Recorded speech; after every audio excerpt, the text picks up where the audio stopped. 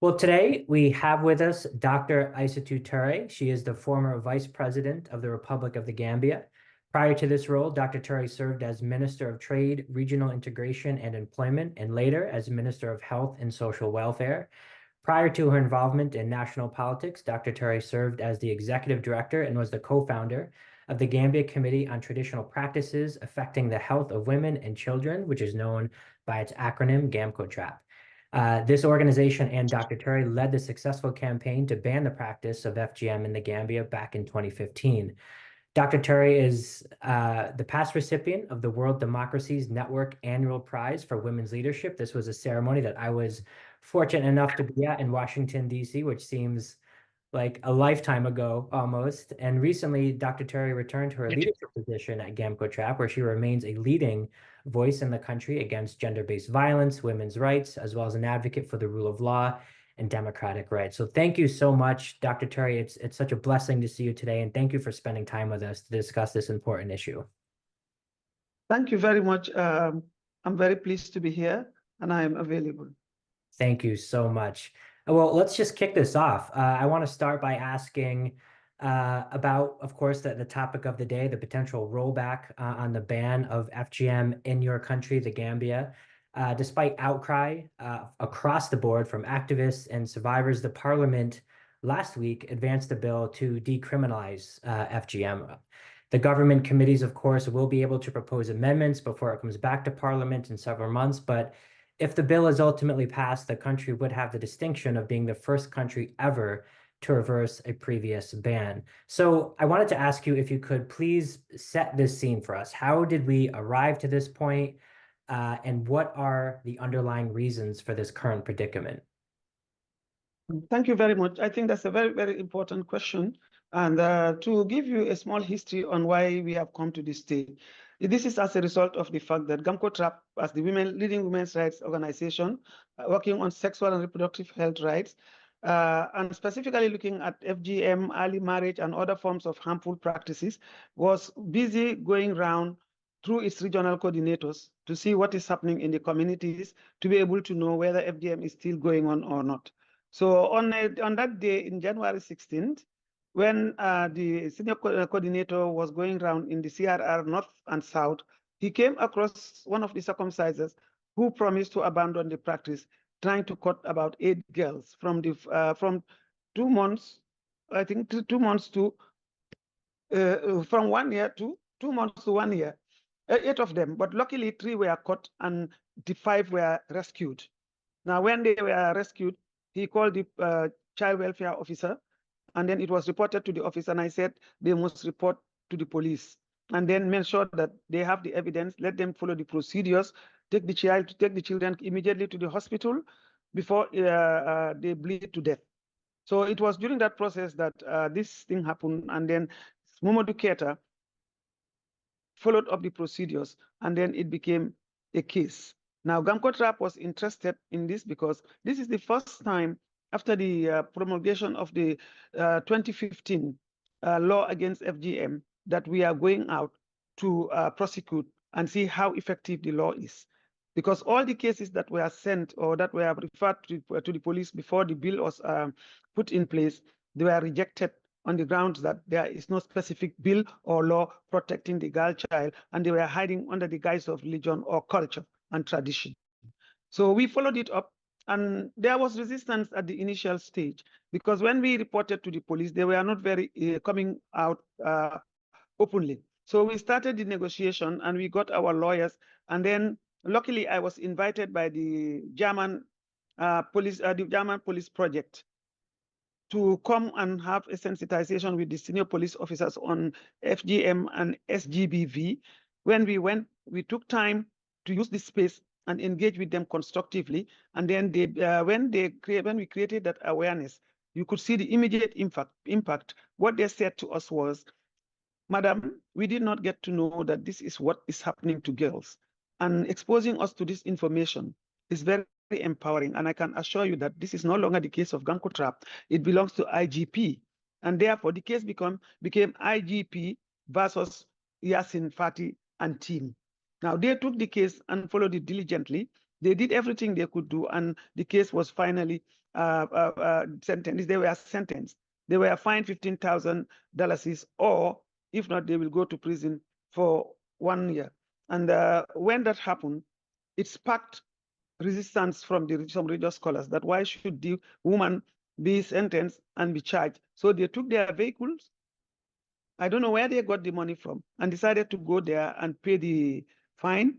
After the fine was paid, they told them you can continue doing FGM. And I said, over our dead body, you can pay the fines for her, but as long as the law has been applied, where she gets the money is not our business. But we want to ensure that the children are protected and that the law is obeyed, and that is what happened. Now, from there, it sparked a lot of debates and insults. We were attacked verbally. Some were sending us very nasty messages, and the magistrate himself was being attacked by this thing. And the gentleman, who is Mamadou Keta, who actually reported the matter and was responsible for following the case on behalf of Gamco Trap, was also detained temporarily. And then we had the involvement of the National Human Rights Commission. We also involved the police, but the Inspector General of Police was very consistent. They actually stood on their grounds. They did whatever they were able to do. And this is where we were at. But then the religious scholars and some National Assembly members were agitating, saying why should that happen, forgetting to the fact that this is children's rights, it's women's rights, and there is a law in place, and the law is to protect and promote the human rights of women and girls regarding harmful practices, which is very clear. So this is where the whole debate started, and that then the other NGOs came in. I made a press release to that effect, and I wrote a letter to the international community, to our partners, and then the debate started. And then you saw the involvement of organizations who were coming. You know, over the years, Gamco Trap was able to build the capacity of a lot of young organizations in the country, so that they will also be part of the voices, to amplify their voices, stand up for their rights, and also to protect their children, because they're going to be parents. They are also affected. And we wanted to ensure that everybody is involved. And that is I was very happy with that, because we had the dividend of getting everybody involved, especially under the network of gender-based violence. Then Gamco Trap and other organizations, including the support from other partners and people all over the world, started to come and raise issues about the issue. And in the country, there was silence. If you look at it from quarters that I least expected, silence from the state, because saying that we are going to deal with it, I'm not saying that it's not being dealt with, but there is no unequivocal statement regarding a stance as to this is the law must be respected, and we must protect the women and girls. That did not come out. The Ministry of Gender also was consulted. I wrote letters, there was nothing. So of course, you can imagine, this is where it came, and it emboldened some of these people to come out, and even during the saying that they are going to repeal the law. In a democratic dispensation, it's a very critical issue. In a democratic dispensation where there is law, and it's positive law that is going to guarantee, based on the Bill of Rights, that the country itself has committed itself to promote women and girls and to protect them from harmful practices, with all the Article 5, the Maputo Protocol, CEDAW, the ICBD, SODGIA, and all the international and national regional protocols that have been signed, including the Constitution of the Gambia, to say that they are going to repeal a law that is supposed to bring in positive values and protect the children from harmful practices, is in itself interesting. Yeah, absolutely. And thank you so much for that broad context. I think that's so important for people who may not know about this issue and the particulars of the situation in the Gambia. I think it's just crucially important for people to understand that. But among the interesting points you raised, one thing that really stuck out to me is the fact that there are proponents of repealing this ban, claiming that cutting young girls, typically between the ages of 10 and 15, which is the common practice, they're claiming that this is somehow a religious obligation, right? Or in your words, they're saying it's a cultural tradition. And as such, these practices should not be infringed on by the government. What is your response to that specific argument? Because there really seems to be a divide here between the law as it currently exists and culture and the friction that exists in that void. Would love to hear your thoughts on that. Indeed, it is very interesting. And I was lucky to be there on the second reading. And when I heard those National Assembly members swearing to say that female genital mutilation is a religious injunction, it is the height of ignorance, the height of lack of awareness, the height of insensitivity. I believe as National Assembly members, people who are being identified by their communities to serve as their touch and their representative, if they are going to invoke or they are going to talk about issues that they feel should be repealed, they would have done proper research or investigations to get the information right. There was gross ignorance. Some of them were saying, Billahi, wallahi, talai, this is our religion, this is our culture. I agree with the fact that this is our culture. I agree with it. But it is not our religion. Because if you go to the Quran, which is the main principal document for us, it's not mentioned there. You understand? You go to the authentic hadith, it is not there. All hadith that are relating to this have been identified as weak. And there are a lot of evidences in which this has been clearly spelled out.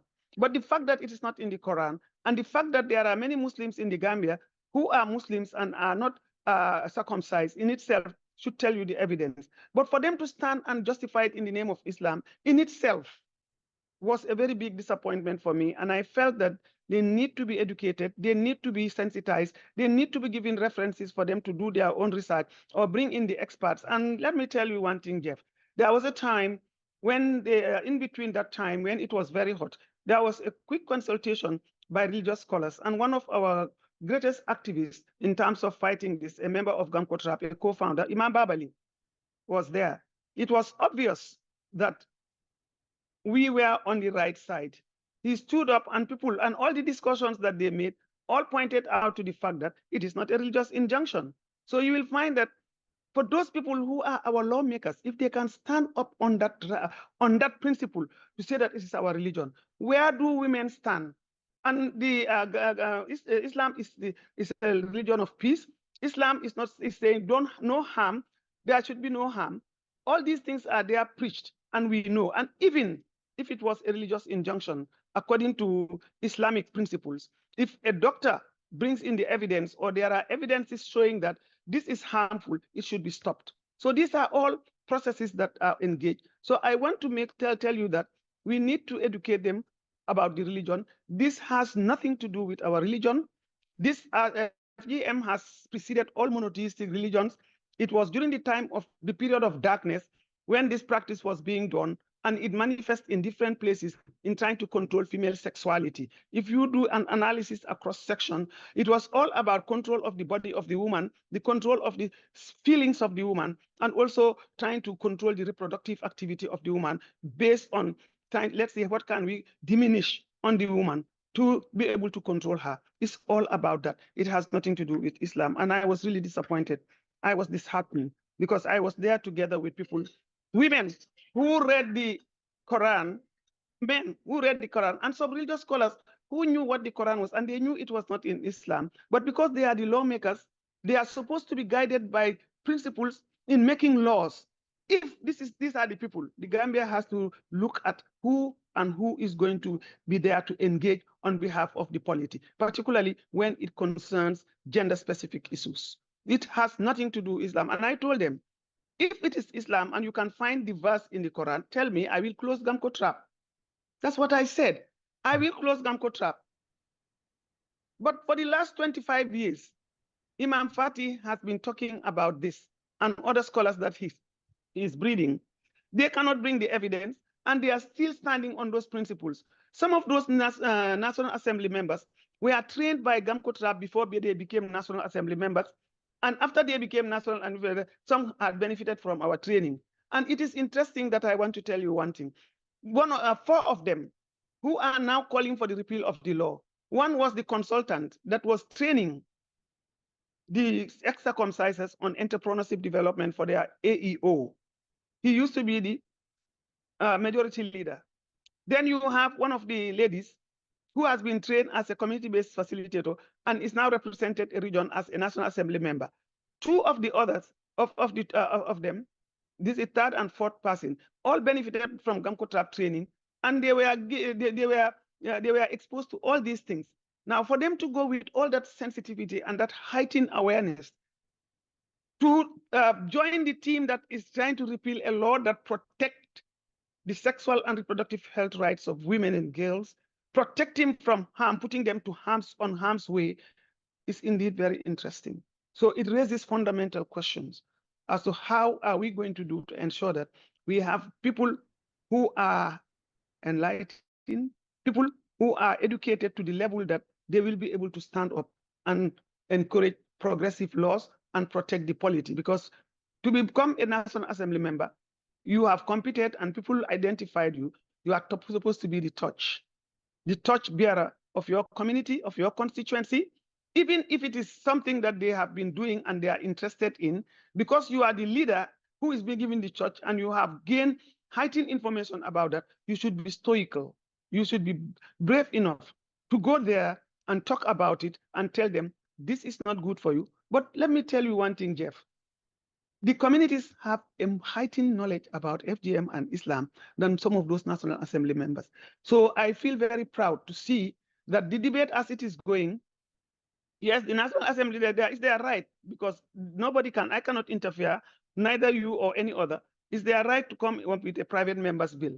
So let's see what happens when they want to go out to talk about it to the people, because we've been there for a very long time and we have done so much and we have experienced 7 dropping of the knife ceremony. That cannot happen if the knowledge is not heightened, if they have not cleared the values, gone through a values clarification session, reaching to consensus that it's not our religion. Because I am a Muslim, even though they said I am a heretic. I am, I am challenging Islam. I am trying to embolden the women and girls to do things that are contrary to our religion. All sorts of things are being said. But if it had been, if it was the practice in my religion, I would not have, or I may not have done it. But luckily, it is not there. So we are standing on very firm principles. Now, for that reason, if it is not there, and all these discussions are going on, and the people have already cleared that, then they agree to make a public declaration after they have agreed. And this is not about few villages, communities, cluster communities with large numbers. And we have the pictures, we have the evidence, we have uploaded some of them on our website for people to see that it was not like going there to just, they've given us the money, let's go. It was hard-earned success and efforts that were made over the years by many activists, many people and organizations. Gamco Trap consistently engage the communities because we believe that when people are enlightened, just like we were enlightened to protect our daughters, they will also be protecting their own children. And I believe advocacy, community sensitization, awareness raising, and following up on them to discuss new things that are community development are things that we should continue to do for the people to make their decisions. This is the situation. Yeah, it is not a religious injunction. And I want to make it clear. It's not only what is the problem. There's a gender dimension to this religious issue. When women are highly educated or they have knowledge, men feel that religion is the domain of men. And when women speak, they don't listen. Now, religion does not belong to anybody except those that search for it, get the knowledge, and seek it. And it's an individual affair between you and your Lord Almighty. And the knowledge you gain, you should share it for the best of the people. Now, this is what is the problem. But we have all the relevant verses that they argue on. We have prepared modules. We have a systems approach to the work we do, using it from a religious perspective, human rights-based approach, using it from a health-based approach, using it from a traditional practice approach, using it from women's rights, children's rights, and also from the sexual and reproductive right perspective. So this multimedia modular package that Gamco Trap applies is what brings in the change. And we allow the people to ask the questions.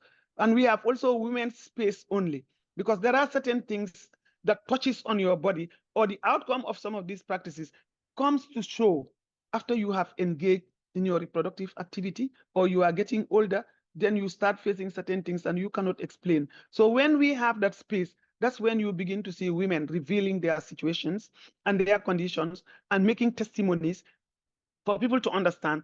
And from there, we agree to disagree to agree.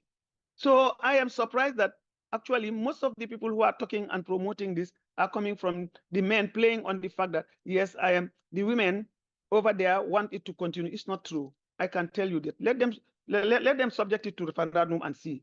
Then we will know what is there. The chiefs, the district chiefs, I want to tell you, have been very supportive because most of them are well read in their religion. Most of them are well read and they can quote the Quran. They understand. Now, when we do the sensitization and they come, they are all behind the upholding the anti-FGM bill. We have made consult. Immediately they started talking. Gamco Trap was in the field. We met the ex-circumcisers. We had a meeting there. Then we met the chiefs. We met the community-based facilitators. We met different target groups. And the issue was the bill should not be removed. We had a policy dialogue in November where we invited the chiefs from those regions, including the circumcisers, to have an interface, including the organizations that are working on it. Some of them who attended were there. And the outcome was there was unity of purpose and direction that it should not. The EU was even present. And the report is there. I can share it with you when I'm ready so that you see what came out of that. So there has been consistent efforts that are being done. We have been using our platforms, working with other young organizations on their watching their platforms, see what the discussions are, and providing the support that we need. That is what it is. So it's not a religious injunction. It is culture, yes, but culture is not static. We all know that culture changes. Culture is on a continuum. If we want to go back to culture, then we would have been living in round huts. People were not going to school then. People were drinking from the wells. They were living, they were having thatched roofs. But now you go up country, you find very few thatched roofs up there. You find that people are bringing in taps. Even within the wells, they want to have handles to push it. They have labor-saving devices. Why don't we say, let us remain to where we are, the back-breaking this thing? All this is part of our culture.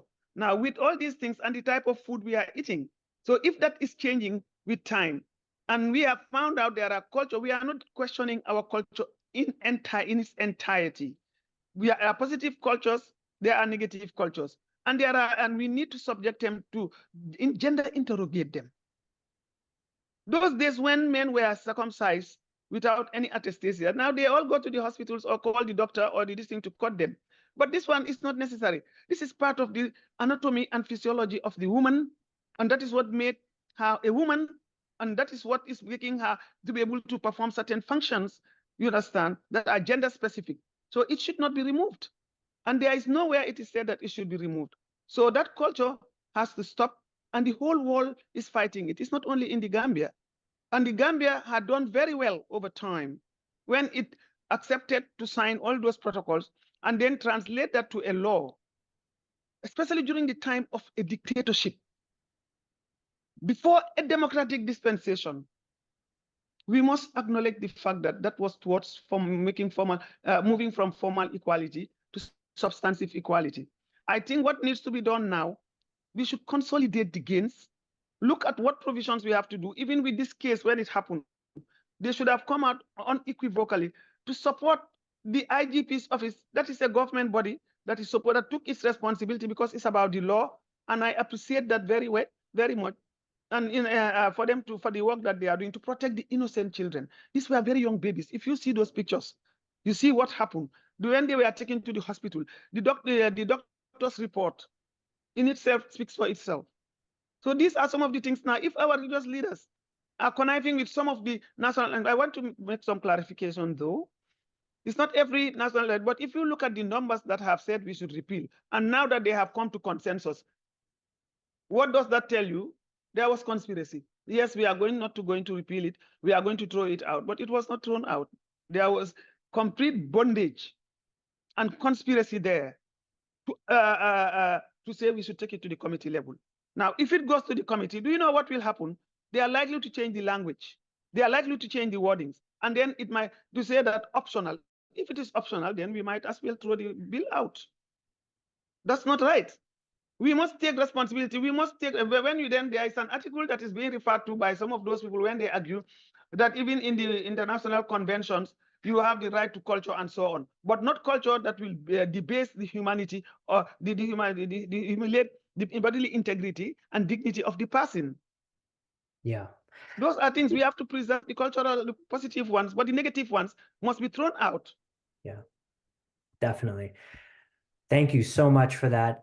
We're running a bit short on time. We have about 1 minute left, but I did want to ask you, because you've talked a lot and very inspirationally about the local agency of women and girls and civil society and how they've consolidated gains and are working to protect the rights of women and girls.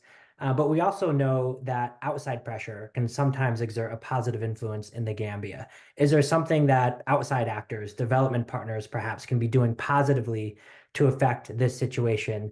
And what are the signs of hope you can point us to? If you could close out with that. We have about 1 minute left. I know that's a lot to Yes, cover, but would love to get your I thoughts on think those the international community, the outside, the partners have been doing a lot. They have written letters, they've been appealing, they've been meeting the president, and some have been sending letters and have been actually reminding us of the state obligations. So they are taking the right steps, and we want to express our appreciation for that. The world is a global village, and all these things that are going on are happening in Africa. So it's important that Gambia, trying to start something that is going to be inimical to the other countries, I think needs to be addressed from different angles. Then the other hope I want to say is that I believe, I'm always there believing that we have done our job. We have done a lot and we should continue to do. We need to continue to empower the people. People are stopping, whether you know it or not, whether it is properly captured or not, there are changes taking place. And the young generation who are engaged I believe, will not subject their children to FGM. And we should continue. We should continue to invest in women's rights work that is going to protect and address in the gender inequalities, empower the communities, and also do analysis, make research to be able to address these things in a very strategic way. Knowledge is power, and I know that with knowledge, changes will come, and change is constant and is on a continuum, and nothing can stop it. With this debate going on, the National Assembly members are using their privilege that has been given to them by the polity, by the people, and trying to exercise that on people who don't deserve what they are now calling for. And I'm sure we will succeed. Absolutely. And you're right. I think you're absolutely right Thank you. that knowledge is power, but so too is setting a positive example. And you and your colleagues at Gamco Trap have been doing that for decades now, for years, and you continue to be an inspiration. So thank you so much for all the work that you do. We will definitely keep in touch, and we will look forward to seeing your progress on this, and definitely keep in touch and let us know how we can continue to raise awareness and exert a positive influence on an otherwise tragic situation. So keep up the good work, keep fighting the good fight, and we appreciate you so much. Thank you. Thank you very much. I appreciate that.